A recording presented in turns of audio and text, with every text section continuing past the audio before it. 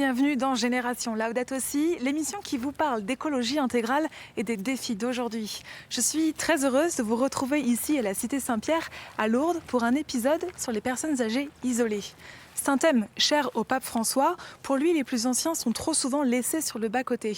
Alors comment mieux les inclure? Qu'ont-elles à nous transmettre? On en parle tout de suite avec Thierry Deslauriers et Marcel Raymond. Marcel Raymond est prêtre jésuite depuis 40 ans et docteur en sciences mathématiques. Il dirige actuellement le CERAS, le Centre de recherche et d'action sociale, une association jésuite qui propose des formations et des revues sur les questions de société. Marcel Raymond souhaite porter la voix des plus pauvres dans l'espace public et politique.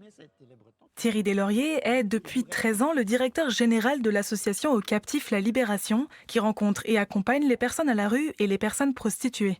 Ancien ingénieur, Thierry a décidé de mettre ses compétences au service du monde associatif, animé d'un vrai désir d'être l'ami des pauvres. Bonjour Thierry.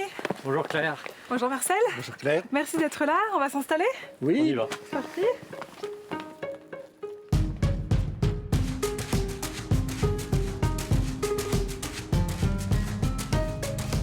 Thierry, Marcel, merci beaucoup d'être avec nous pour évoquer un sujet dont on parle assez peu, les personnes âgées. Est-ce que cette culture du déchet envers les personnes âgées dont parle le pape François, ça vous touche? Est-ce que ça vous parle? Quand tu fais le lien entre culture du déchet et personnes âgées comme le fait le pape, moi ça me rappelle quand j'étais étudiant et je suis parti faire une mission Ingénieurs sans frontières au Burkina, qui s'appelait à l'époque la Haute-Volta, et on est allé dans un village, et donc là, on était reçu par le vieux du village, sachant que vieux, pour nous, c'est une notion péjorative, mais en Afrique, le vieux, c'est vraiment celui qu'on respecte, c'est la sagesse. Et on avait des échanges, il dit, mais pourquoi en Europe, vous avez des maisons de retraite, vous parquez vos vieux, vous en voulez pas? Tu vois, nous, en Afrique, le vieux, il fait partie de la famille, c'est un patrimoine. Et ça m'a profondément marqué. Et quelques temps après, j'ai vu un reportage à la télévision sur une maison de retraite aux États-Unis où les enfants étaient interdits parce que ça faisait du bruit. Ils demandent à être tranquilles, mais en fait, on trouve un prétexte pour les laisser tranquilles et les laisser tout seuls. Et j'ai toujours vécu cette tension. Et je comprends complètement quand le pape parle de déchets et de culture du déchet quand on regarde les personnes âgées. Alors, quelques chiffres pour comprendre un peu de quoi on parle. En France, 10% de la population a plus de 75 ans. Ces seniors sont trop souvent confrontés à la dépendance, à l'isolement, à la grande précarité. Et selon une enquête de l'INSEE, ils sont 1,5 million aujourd'hui à souffrir d'isolement sévère ou modéré. Mais alors, la dépendance, l'isolement, qu'est-ce que ça veut dire exactement? Je propose qu'on aille rencontrer Patrick. Il a 74 ans, il habite à Auxerre et il a accepté de nous raconter son quotidien. Regardez ce reportage de Naoki Lambezat.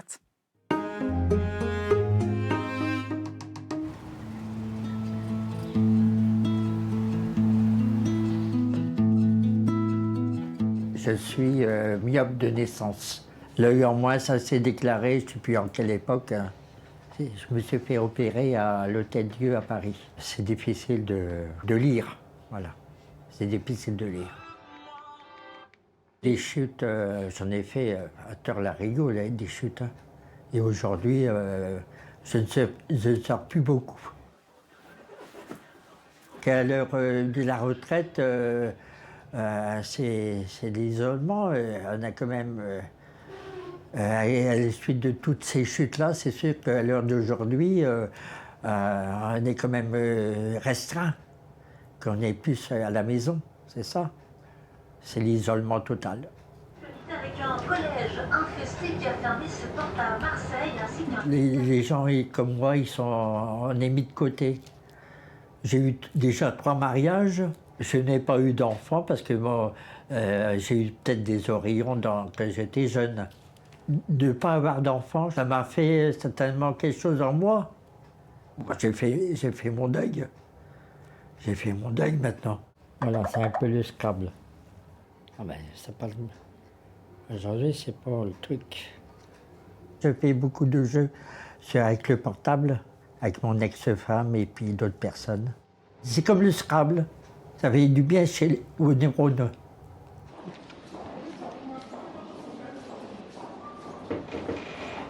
Et comme chez vous. Patrick. Bonjour. Et Dominique, ça fait partie de ma vie. J'ai souvent sa visite. Dominique vient me voir 3 fois dans la semaine. Et toujours le lundi, le mercredi, le vendredi. On va mettre ça là-dessus parce que ça va sonner. S'ils veulent du sucre.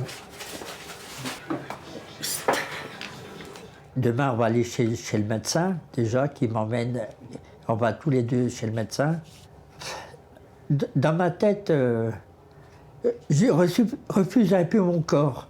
J'ai besoin de marcher, pas toujours d'être assisté. J'ai besoin d'indépendance. Marcel, Thierry, on voit dans ces images, Patrick cumule plusieurs difficultés à la fois. Qu'est-ce qui vous touche dans ce qu'on vient de voir?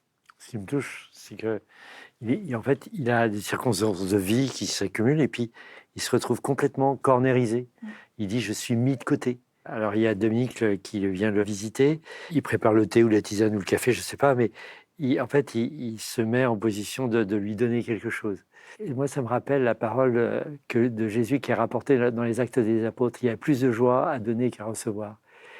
Et donc, pourquoi priver une personne de la joie de donner? Il y a vraiment un enjeu, parce que c'est ça qui fait vivre, en fait. L'être humain est un être de don, et dans cette cornérisation, on ne lui permet plus de vivre. Et c'est vraiment ça ce qui me frappe. Mmh. Moi, ce qui me touche beaucoup, c'est la volonté de Patrick de ne pas être totalement dépendant. Ça me rappelle pendant le temps de la Covid, les enfermements qu'on a eu dans les EHPAD, les personnes ne pouvaient pas voir. Et on avait un avocat des personnes âgées qui disait, mais c'est contre les droits de l'homme dans le sens où on infantilise les personnes âgées. On leur demande même pas leur avis si elles préfèrent vivre comme ça ou comme ça. On entend bien dans ce que dit Patrick une clameur des pauvres dont parle le pape. En fait, c'est le cas de nombreuses personnes. Aujourd'hui, le lien social est trop souvent complètement rompu. C'est ça. Il faudrait simplement donner un exemple tout à fait personnel, mais qui m'a beaucoup questionné. Pendant la période de Covid, ma maman est en EHPAD et mon papa aussi. Et ils se voyaient tout le temps. Et puis pendant la Covid, mon papa n'a plus pu rentrer dans la chambre de ma maman, puisque c'était interdit. Eh bien, il s'est laissé mourir. On parle de syndrome de glissement, parce que pour lui, ça n'avait aucun sens d'être dans une chambre à côté de son épouse. La relation, c'est ça qui donne du sens. Ils étaient prêts à avoir tous les deux le Covid et peut-être à mourir du Covid, mais ils voulaient rester ensemble. On parle ici de nos cas en France. Au-delà de nos frontières françaises, il y a de nombreux pays qui sont aujourd'hui confrontés à de graves difficultés économiques qui impactent directement les plus âgés des sociétés. C'est le cas du Liban. À Beyrouth, l'explosion du port le 4 août dernier s'est ajoutée à une situation financière très compliquée dans le pays qui a plongé les personnes âgées dans une profonde précarité, un grand isolement. Il y a une personne qui se mobilise sur cet enjeu, c'est le père Guillaume Bruté de Rémur. Il est recteur du séminaire à Beyrouth et depuis quelques années, il a décidé d'agir en lançant une opération d'ampleur pour les personnes âgées.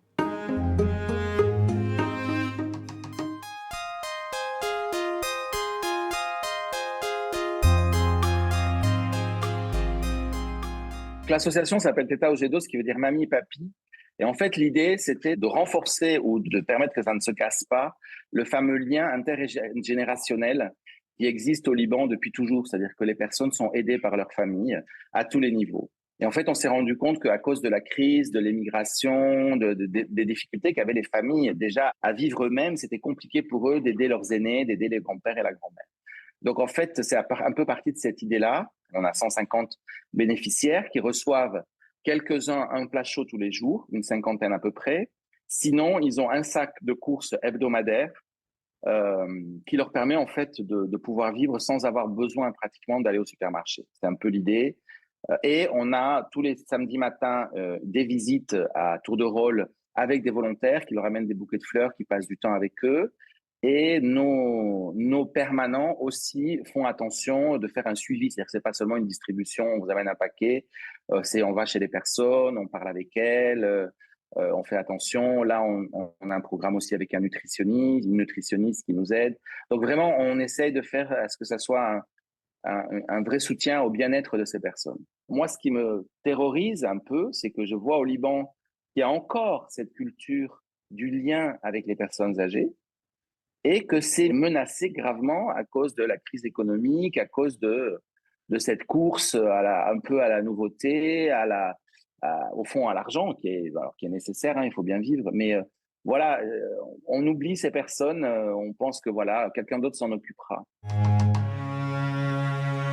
Alors, on voit le père Guillaume a une sensibilité particulière pour les personnes âgées. Il aime passer du temps avec elles. Voilà, il a donné beaucoup pour elles. C'est pas le cas de tout le monde. En France, Thierry, la vieillesse est quand même quelque chose d'assez tabou, de pas très bien vu. Comment on en est arrivé là? Le consumérisme nous amène à un égoïsme qui nous fait nous regarder nous-mêmes, notre nombril, avec un souci très exacerbé du bien-être. Être bien dans ses pompes et dans son corps, c'est pas une mauvaise idée, mais quand le bien-être devient un cocooning de soi et un refermement sur soi, c'est plus la bonne chose, quoi. Il y a un souci de se rouvrir vers les autres, et ça veut dire qu'il faut sortir de cette logique consumériste qui nous emmène qui nous recentre sur nous pour nous retourner vers les autres. Je voudrais aussi rajouter le fait que les personnes âgées sont de plus en plus âgées. En France, il y a de plus en plus de centenaires. Ce qui fait que, je prends mon cas, mais c'est le cas de plusieurs de ma génération, nous nous occupons de personnes âgées alors que nous-mêmes, on est âgés. On a 65 ans, nos parents sont toujours en vie. Et donc, on est nous-mêmes fragilisés par le fait de son âge. Et on nous demande de nous occuper de nos personnes âgées. On voudrait bien le faire, mais on est aussi moins capable. Et donc, il y a cet aspect, c'est parce que je reprends ici des chiffres d'une enquête des Petits Frères de Pauvres en 2023, mais un jeune sur deux, entre 18 et 30 ans, voit beaucoup moins ses grands-parents qu'avant, alors que tous, 85% des personnes âgées et des jeunes, plébiscitent la rencontre. Mais il y a la diffusion des jeunes qui vont, on habite loin, et puis les personnes, moi je prends ceux de ma génération de 65 ans, ils sont en concurrence par rapport à aller visiter leurs parents de 80-85 ans et s'occuper des petits-enfants qu'il faut aller conduire au sport. Donc on est dans une société qui a beaucoup plus de générations en même temps. Et des bouleversements structurels, en fait. Voilà, ça c'est pour moi une première explication du mal-être. Et alors la deuxième qui est beaucoup plus profonde et qui est certainement liée à la culture occidentale et pas à la culture africaine dont on a parlé ou d'autres ou libanaise, c'est que la personne âgée fait peur parce qu'elle nous renvoie à la question de la mort. Moi je vois personnellement dans ma famille, entre moi, mon frère, ma sœur et autres, on a des réactions très très différentes face à quelqu'un qui est en chaise roulante ou qui est en dépendance. Donc on le voit qu'il y a quelque part une urgence en fait à changer de regard sur ces personnes âgées. On a aussi, je pense, beaucoup à apprendre d'elles. On en parle tout de suite.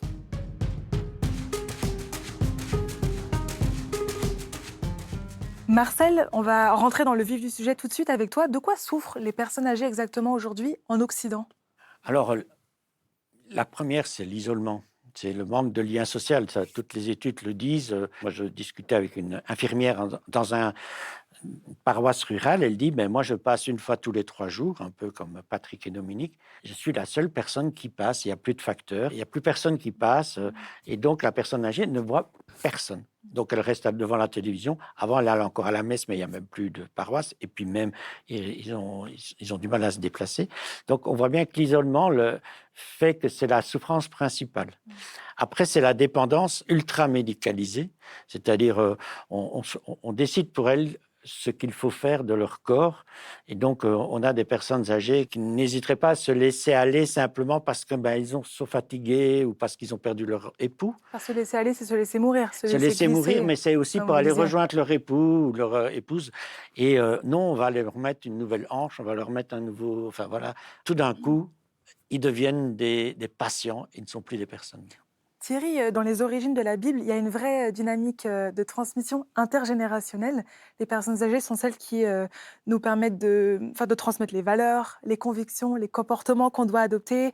Elles nous donnent des leçons de vie. Est-ce que tu peux nous parler un peu de cette transmission orale des personnes âgées dans la Bible? J'ai envie d'évoquer la figure de Jacob. Je relisais ce matin l'histoire de Joseph, son fils, qui a été mis à l'écart par ses frères, vendu et qui se retrouve en Égypte. Et puis, il y a une famine qui arrive. Et là, on voit Jacob qui dit à ses fils qui ne savent pas quoi faire, allez en Égypte. Et on voit bien que c'est lui l'ancien, c'est lui qui pousse ses enfants à aller. Et puis, alors, ils vont voir, il se trouve que c'est Joseph qui est devenu le grand intendant du royaume qui les reçoit. Joseph les reconnaît, mais il fait celui qui ne les reconnaît pas. Puis il les renvoie en disant, mais la prochaine fois, vous revenez, mais vous avez oublié le dernier, là. Vous revenez avec le dernier.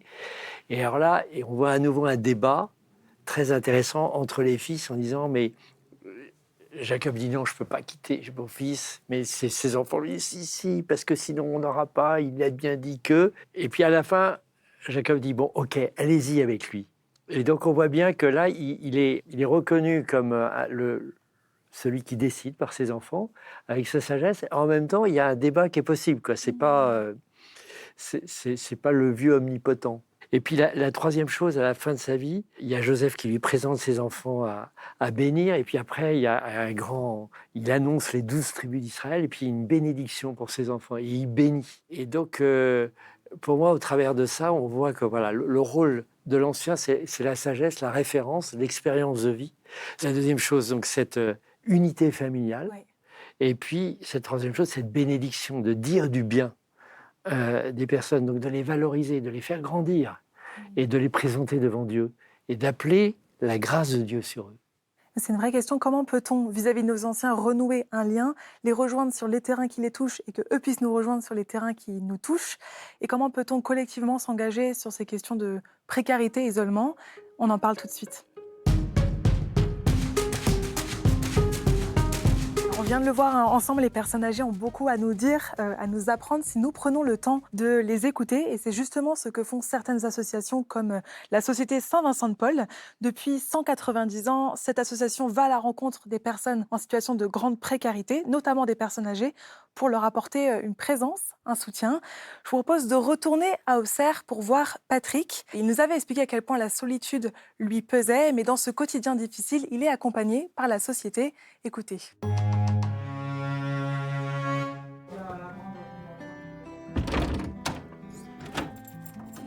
Tu vas y arriver? Oui. Cet après-midi, là, avec Odile et Agnès, on va aborder, là, il faut absolument qu'on parle du projet de dessin ou de fresque ou autre pour Lourdes. L'atelier peinture du mercredi après-midi, qui existe depuis 4-5 ans, c'est une méthode qui s'appelle la méthode Elgui, auquel participent les accueillis. Ça consiste en une nature morte, que ce soit des fleurs, des fruits ou un objet ou autre, qui reproduisent sur leur carton avec un fusain. Ensuite, ils repassent sur le fusain à l'encre de Chine, et quand c'est bien sec, ils effacent le fusain et après ils remplissent l'intérieur du dessin. Mais ils sont tous les... Et tu m'as dit du jaune, c'est ça? Et du jaune, pour faire une couleur verte comme ça, faire des couleurs, voilà, fantaisie. On vient Et c'est pour tout oublier les problèmes, apprendre à faire des beaux dessins et à s'occuper. Et on est ici, là, on est comme une famille. Ça me va, là? Au dessin, là. Calme-toi 2 minutes. Déjà, j'ai passé du temps à vous ramasser des... Ce qu'on appelle nos accueillis, ou nos amis accueillis, ou nos accueillis peintres, ce sont des personnes qui sont un petit peu au banc de la société. Pas franchement SDF, mais bon, c'est des gens qui ne travaillent pas ou ne travaillent plus, pour différentes raisons, entre autres raisons de santé, souvent. Bon, on parle toujours de pauvreté. Et qui dit pauvreté, on a tendance à penser pauvreté financière. Mais à la limite, je dirais que c'est presque secondaire, parce que cette pauvreté financière, on arrive toujours à la combler. Bon, il y a des cas dramatiques où ils ne peuvent pas, mais en général, ils arrivent toujours à la combler. Mais il y a cette pauvreté morale et sociale. Et alors ça, c'est dramatique.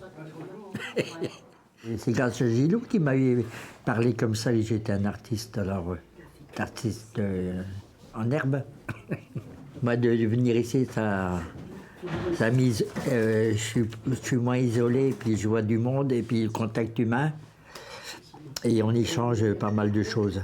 Ça fait du bien à la tête.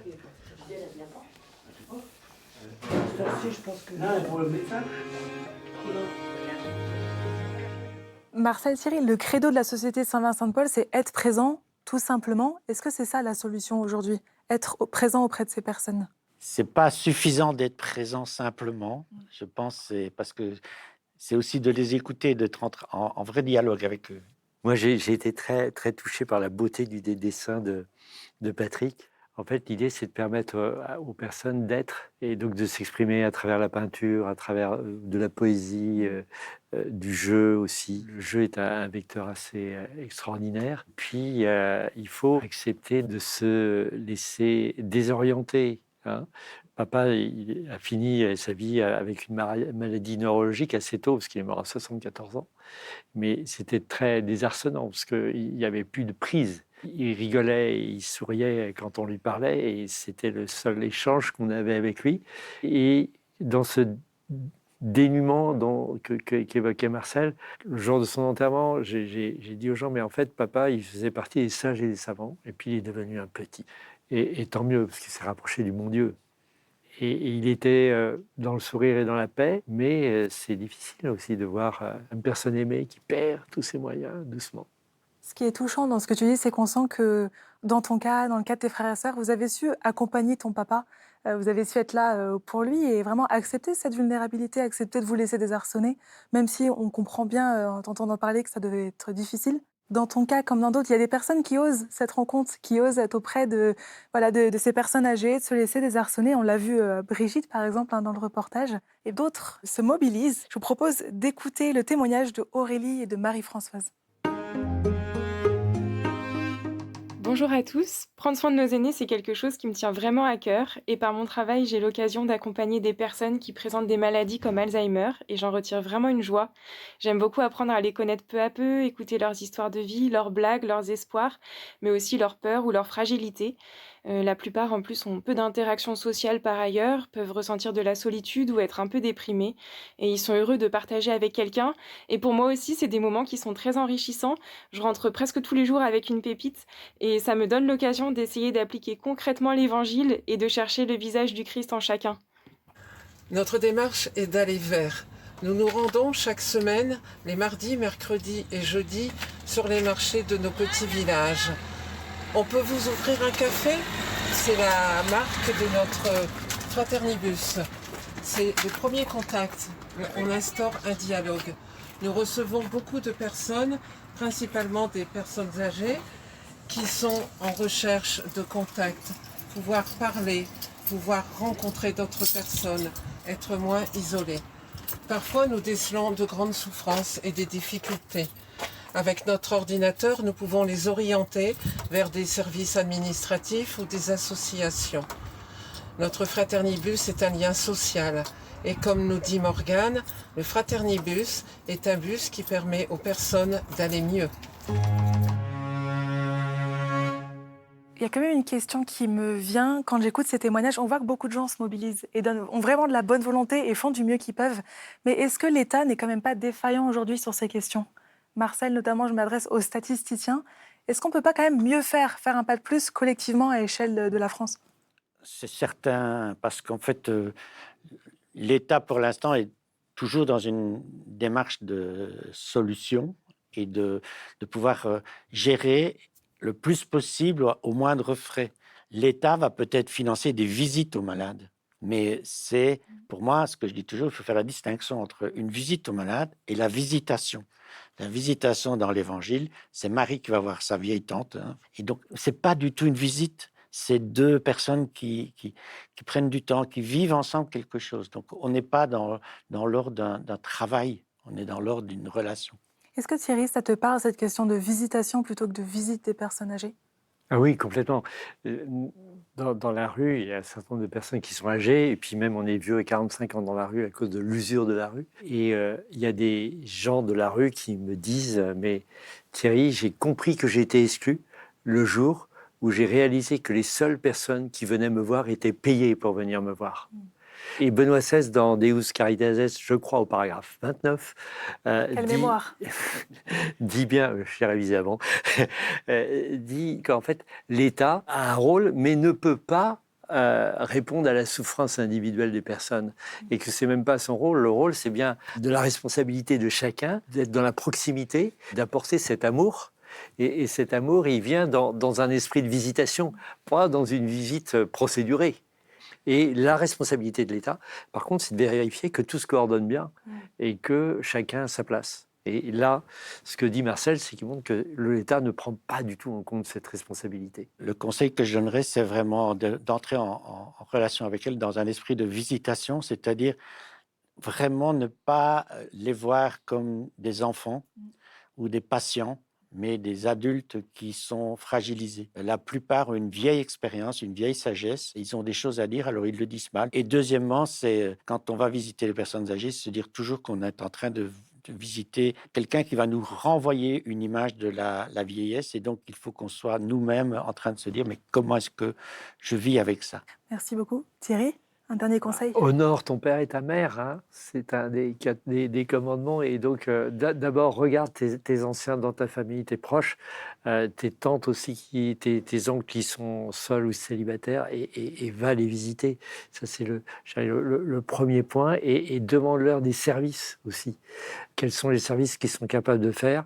Je vois des vieilles personnes qui sont tellement heureuses de tricoter pour des petits-enfants, pour tricoter, pour rendre un service pour une autre association. Voilà. Qu'ils sentent qu'on a besoin d'eux et qu'on ne les a pas cornérisés. Merci beaucoup Thierry, Marcel, pour votre décryptage et vos témoignages très forts.